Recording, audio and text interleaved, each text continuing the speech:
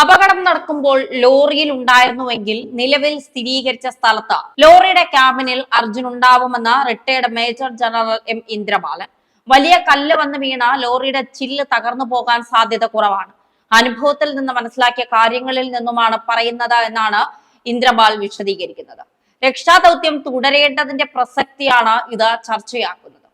അർജുനെ കണ്ടെത്താൻ ആകുമെന്ന പ്രതീക്ഷയും ഇതോടെ കൂടുകയാണ്. അർജുനെ കണ്ടെത്തുക എന്നതാണ് പ്രഥമ പരിഗണന. അതിനുവേണ്ടി പരിമിതികൾക്കുള്ളിൽ നിന്ന് തങ്ങൾക്ക് കഴിയുന്നതിന്റെ പരമാവധി ചെയ്തിട്ടുണ്ട്. ഡ്രോൺ പരിശോധനയ്ക്ക് നേതൃത്വം നൽകിയ അദ്ദേഹം പറയുന്നത് ഇങ്ങനെയായിരുന്നു. കരയിൽ നിന്ന് 132 മീറ്റർ ദൂരത്തിൽ പുഴയിൽ CP4 എന്ന് രേഖപ്പെടുത്തിയ സ്ഥലത്താണ് ട്രക്ക് ഉണ്ടാവാൻ കൂടുതൽ സാധ്യത. മനുഷ്യ ശരീരം കണ്ടെത്താനുള്ള ഡേറ്റാബേസ് ഇതുവരെ ഐബോർഡിനില്ല. അതുകൊണ്ടാണ് തെർമൽ സ്കാൻ കൊണ്ടുവന്നത്. എന്നാൽ അതിന് വലിയ മേഖലയിൽ സ്കാൻ ചെയ്യാൻ കഴിയില്ല എന്നും ഇന്ദ്രബാൽ പറയുന്നുണ്ട്. എവിടെയാണോ സംശയം അവിടെ മാത്രമേ ഉപയോഗിക്കാൻ കഴിയുകയുള്ളൂ. വെള്ളത്തിലൂടെ തെർമൽ സ്കാൻ ഉപയോഗിക്കുന്നത് കൂടുതൽ ബുദ്ധിമുട്ടാണ്. CP4 നിന്ന് ഹീറ്റ് സിഗ്നൽ ലഭിക്കാത്തതിനാലാണ് മനുഷ്യ ശരീരം കണ്ടെത്താൻ സാധിച്ചിട്ടില്ല എന്ന റിപ്പോർട്ട് നൽകിയതെന്നും അദ്ദേഹം വ്യക്തമാക്കുന്നുണ്ട്. നേരത്തെ ഇന്ദ്രബാലൻ റിപ്പോർട്ടിന്റെ കൂടുതൽ വിവരങ്ങൾ പുറത്തു വന്നിരുന്നു. ട്രക്കിന്റേതിന് സമാനമായ സിഗ്നലുകളിൽ ലഭിച്ചത് 4 ഇടങ്ങളിൽ എന്നാണ് പരിശോധനാ റിപ്പോർട്ട്.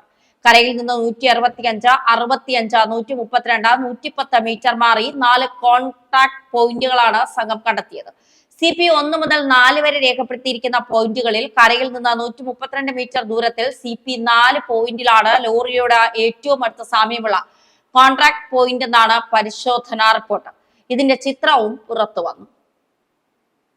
പോയിന്റ് 4 കണ്ടെത്തിയ ലോറിക്ക് സമാനമായി സിഗ്നൽ ലഭിച്ച സ്ഥലത്ത് ട്രക്ക് മണ്ണിനും കല്ലിനും ഇടയിൽ പെട്ടുകിടക്കുന്ന സാഹചര്യമായിരിക്കാം എന്നാണ് മേജർ ജനറൽ ഇന്ദ്രബാലന്റെ സംഘത്തിന്റെ റിപ്പോർട്ട്.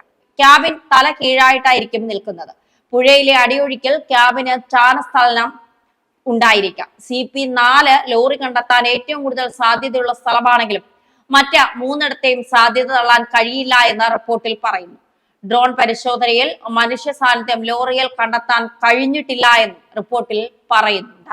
ഡ്രോൺ പരിശോധനയിൽ ലോറി കണ്ടെത്താൻ കൂടുതൽ സാധ്യതയുണ്ടെന്ന് വ്യക്തമായ സ്ഥലം കേന്ദ്രീകരിച്ചാണ് പരിശോധനയെന്ന് ജില്ലാ കളക്ടർ K ലക്ഷ്മിപ്രിയയും IAS പറയുന്നു. പുഴയിലിറങ്ങാൻ ടാഗ് ബോട്ടുകളുടെ സഹായം തേടിയിട്ടുണ്ട്. പ്രാദേശിക മത്സ്യത്തൊഴിലാളികൾ ഇപ്പോൾ ശ്രമം നടത്തുന്നുണ്ട്. പെൻഡ്യൂൺ സ്ഥാപിക്കുന്നതും പരിശോധിക്കുന്നുണ്ട്.